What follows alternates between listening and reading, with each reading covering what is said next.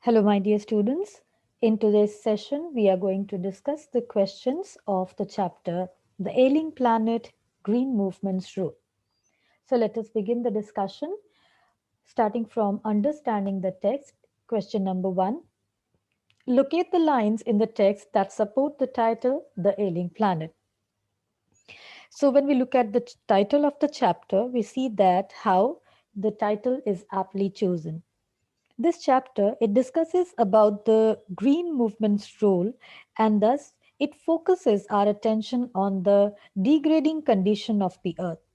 The green movement, according to the author, which was founded in the year 1972 in New Zealand, it aims to shift the stress from the mechanistic view to holistic and ecological view of the world.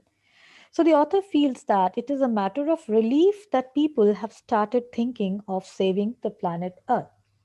So, in reference to this question, you can quote different lines from the text where the author talks about the planet as suffering because of the human activities, and also when he talks about various solutions so that the planet Earth could be saved. So, you can quote different textual lines, like you can talk about when the Earth's vital signs are discussed here, which refers to Earth as a patient, then how he talks about different biological systems like fisheries, forests, grasslands, and croplands getting depleted, how the productivity is getting impaired, and then how the forests are being decimated, depleting forests. So he discusses about various things in the chapter. So you can quote these lines and then how he provides solutions to these problems, the way he refers to the concept of sustainable development, and then how he talks about the era of the responsibility. So, all these points are to be included in this answer. And then you can conclude that how we have now begun to see the whole world as an integrated whole rather than a dissociated collection of parts. So, we must share the earth with other species, and thus we must adopt this concept of sustainable development where we don't compromise the needs of the future generation. So, this way you will conclude this answer, and for this, to support this answer, you will quote some of the lines from the chapter to justify. The second question is there. What does the notice the world's most dangerous animal at a cage in the zoo at Lusaka, Zambia signify? So here what we are going to discuss is about the greed of man, that how man's lust for growth and development took such a grip of him that he recklessly pursued advancement without paying attention to the harm it was causing to other living species with whom he shares the planet. So, whereas all other animals took from nature only as much as they required to fulfill their physical need, man destroys nature indiscriminately. So, where on the other hand, other species helped in maintaining the ecological balance, man involved himself in the activities which destroyed the balance to an extent that today it has become an ailing planet. So, thus, the notice rightly terms man as the most dangerous animal, for he is posing a threat to the life of all other living species on this earth. Hope this answer is clear to you all. Then, the third question: how are the earth's principal biological systems being depleted? So, you will begin the line that how different ecologists they see this earth to be a living organism which has its own metabolic needs and vital processes. Then you will mention about Mr. Lester R. Brown, that how he mentions that how he pointed out that earth has four principal biological systems: fisheries, forests, grasslands, and cropland. So they form the foundation of the global economic system as they provide the raw material for the industry, right? And thus how these with the indiscriminate human claims on these biological system of the earth, they have become depleted to an unsustainable level. So as a result, what is happening is productivity is being impaired, fisheries are collapsing, forests are disappearing, and grasslands are getting converted into barren wastelands, croplands are degrading. Then you will also refer to the tropical forest, that how it is the powerhouse of evolution. But today, the rate at which forests are being depleting from the earth, several species also today are on the verge of extinction on account of their destruction. So this way you will mention all the value points which refer to this question about the principal biological system. Next question is, why does the author aver that growth of world population is one of the strongest factors distorting the future of human society? So, the growth of world population. Obviously, our world is bursting at the to a point where we see that how the population, this overpopulation, is becoming a major problem these days. With the population growth going out of control, we see that all the problems related with the living conditions have been aggravated. We see the congestion in the towns, more traffic on road, more need for space, the rate at which urbanization has been caused, deforestation being caused, then more smoke, factories, then the disposal of the waste, dust in the environment, rise in the temperature. So all this is happening because of the population growth. So a time may soon arrive when the earth will be able to take in no more, and all its systems will collapse, threatening to such a level, threatening the existence, very own existence. So thus the dire need therefore is to give topmost priority to population control. Otherwise there will be no hope for countries like India. With all other methods of controlling population having failed, we see that only awareness and spread of awareness and education is the only effective contraceptive we are left with. So all the problem which are actually being caused at the moment, it is just because of the growth of world population, because the growing population is causing burden on the four principal biological system, that is forest, fisheries, grasslands and cropland. So this way you will write the answer where you justify that how population growth is one of the strongest factor which is destroying the future of human society. Next, we start with the talking about test, the question that how laws are never respected nor enforced in India. Yes, to a great extent, it is a matter of concern that how people did never bother about the laws. We see people flouting them uh, openly. They don't follow the laws which are made, the provisions in the constitution which are made for the protection of people, for the protection of environment. So it is a sad picture. We see that how these laws are neither respected nor enforced in India. There are laws, as mentioned by the author also, that the provision against made for casteism, untouchability, child marriage, bonded labor, but these social evils are still very common in our country. People defy all these laws.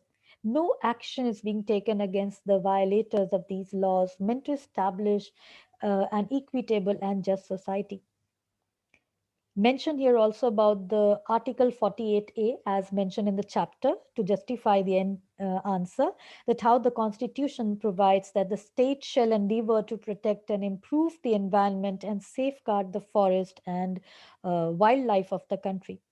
But what is the picture in reality? We see that how we are destroying our forest land, causing severe damage to thousands of species too. The builders, the poachers, they are also openly breaking the laws pertaining to the conservation of environment and wildlife. So no action has ever been taken against them. Thus, it is the need of the hour that the laws should be implemented strictly and also, on the other hand, respected and followed by people also. Second question is there, are we to leave our successors a scorched planet of advancing deserts, impoverished landscapes, and an ailing environment? So, to justify, we will start the answer by referring to that how These lines, these are taken from a chapter, and in this actually question is put forward by the branded report, the first branded report. And this question was raised to make people aware and raise a concern among the people about the harm which is being caused to the planet Earth. So, as we stand at the threshold of the new millennium, mankind today is left with only two choices, that is, a slow, lingering death or a sudden death, as nature and Mother Earth have started reacting violently to man's callous and ruthless destruction of the ecosystem that supports all forms of life. Man is destroying the Earth's natural resources to meet the demands of the present generation, and thus we are left with no choice but to ponder on the bitter and harsh reality that with our indiscriminate activities that we are constantly causing harm to the nature. We are destroying the forest cover, we are destroying the croplands, we are destroying the fisheries. Thus the rapid climatic changes being brought about by global warming and ozone depletion have triggered the panic button. These all are resulting because of the human activities. Climate change also has become a hardcore reality. We see how global warming is affecting our environment. So, there is a need today to adopt a holistic approach towards economic development without destroying the life support system that sustains all life. Otherwise, we will be left with a scorched planet of advancing deserts, impoverished landscapes, and an ailing environment to pass on to our future generation. In this regard, you will also add about the growth of population, the problem of overpopulation, to justify that how the overpopulation is causing burden on all the four principal biological system. So everything is to be added to justify the answer that how are we going to leave successors a scorched planet of advanced deserts, impoverished landscape, or an ailing environment. The next question is, we have not inherited this earth from our forefathers, we have borrowed it from our children. And this statement is again mentioned by Mr. Lester Brown in the chapter. These are the concluding lines of the chapter. And thus, you will justify that how uh, that the earth is not absolute property of single species, not even a species like human being. The way human beings are claiming this earth to be their own earth, this thought needs to be pondered upon, that we are not the sole owner of the planet. We share this planet with thousands and millions of other living species. Thus, as given the data by the author in this chapter, that how we share the planet with 1.4 million known living species, along with an estimated, we can say, 3 to 100 million other species which have still not been catalogued, but still they do exist. So, unfortunately, while other species sustain us, our activities actually are actually creating disaster for them. Thus, the human generation have so ruthlessly exploited the natural resources of the planet and destroyed the other existing living species on the earth. It has actually created a threatening to them. Their life is in danger now. So the comment is rightly made by the author that we have not inherited this earth from the forefathers, and nothing would be left for the coming generation if we keep on destroying the natural resources at this rate. So, if we say that if we have inherited this, then we are also going to give it to our coming generations. But the author is of the view that we have not inherited this, we have borrowed it, and we have to return it to our coming generation in the form that we have got it from our forefathers. We have no right to destroy the natural resources of this earth. We have no right to destroy or create a threat to the existence of the earth itself. And thus, we need to adopt the concept of sustainable development, which refers to the concept that without compromising the needs of the future generation, we go for development in the present generation. So these are some of the points that you will add to this answer. Then the last one, the problem of overpopulation that directly affect our everyday life. It relates to the same question as discussed in the previous part, understanding the text. Last question, that how population has become the strongest factor distorting the future of human society. So obviously we will again justify the answer putting in the value points like how with the population growth, uh, the living conditions that are there are getting aggravated. The population which is running towards towns, the rate at which the urbanization is occurring, then the deforestation being caused, then the pollution level increasing, then the way the more waste and is being created and the way it is disposed of, which also hampers the rivers, the forest and other things. And then the way uh, the overpopulation is putting a burden on the demand of food and fuel.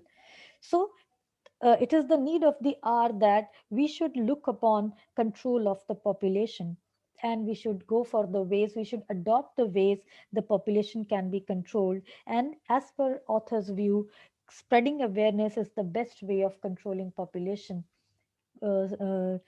Making people educated, it will help in raising the standard of living of the people, and this way it will definitely help in controlling population too.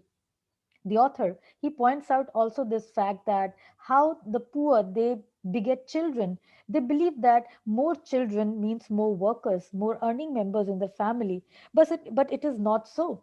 More people means more members in the family means more people without work.